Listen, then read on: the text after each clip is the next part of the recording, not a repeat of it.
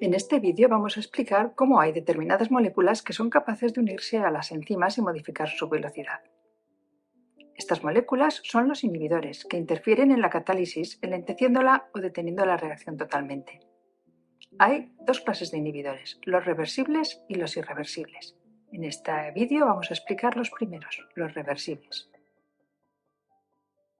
Un tipo de reacción reversible es la denominada competitiva, en la que un inhibidor compite con el sustrato por el centro activo de la enzima.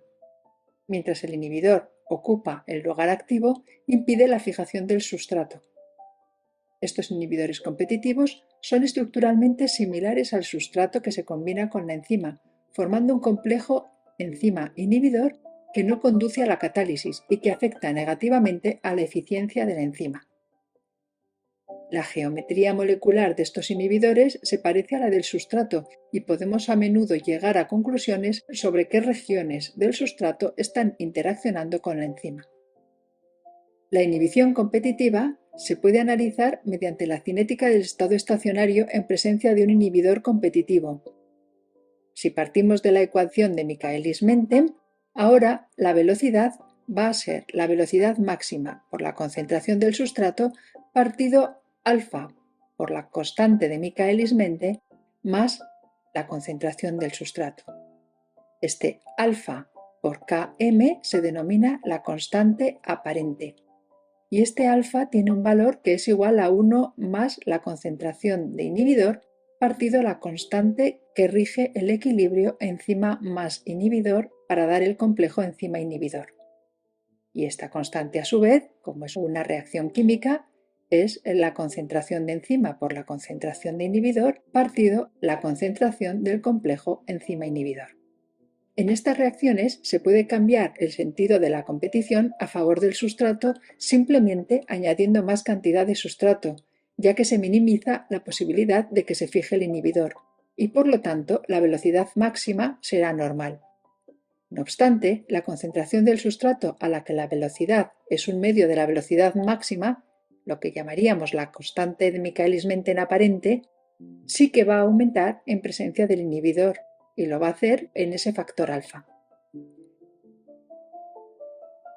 Este efecto sobre la Km aparente y la ausencia de efectos sobre la velocidad máxima es la manera de saber que hay una inhibición competitiva y se puede ver fácilmente en la ecuación de Linebaugh-Burke.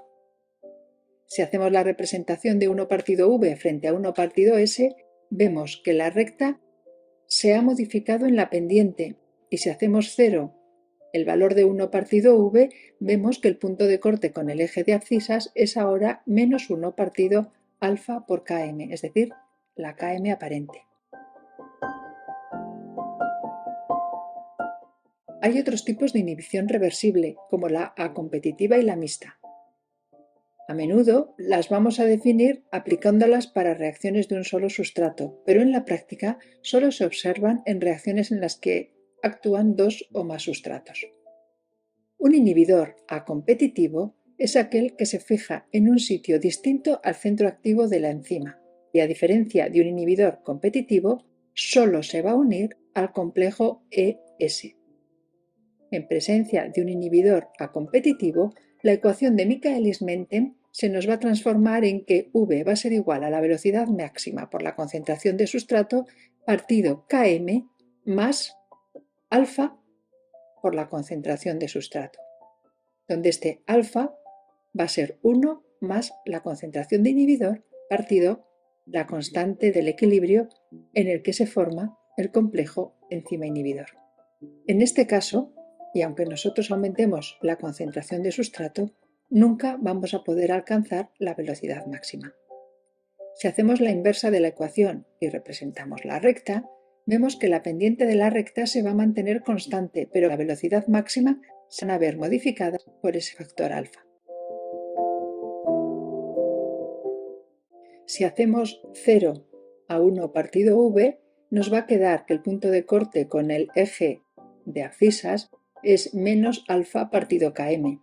Y si hacemos 0, 1 partido s, vemos que el punto de corte con el eje de ordenadas nos va a quedar alfa partido la velocidad máxima.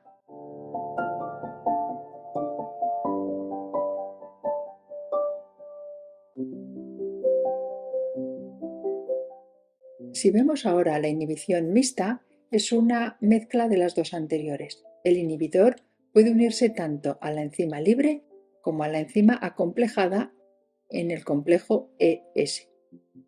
Por lo tanto, vamos a tener dos equilibrios diferentes que van a venir definidos por dos constantes de equilibrio diferentes, K sub i y K' sub i.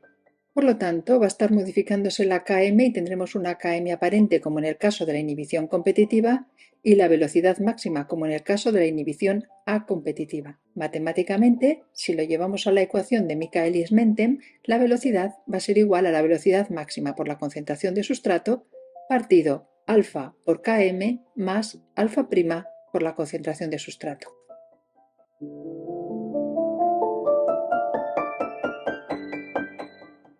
Si hacemos la representación de los dobles recíprocos, vemos que en nuestro caso la Km va a ser modificada por un factor alfa que depende del equilibrio enzima-inhibidor para dar el complejo EI y que va a estar controlado por la constante del inhibidor. Y la velocidad máxima se va a ver modificada por un alfa' que va a venir determinada por el equilibrio enzima-sustrato más inhibidor para dar el complejo enzima-sustrato-inhibidor.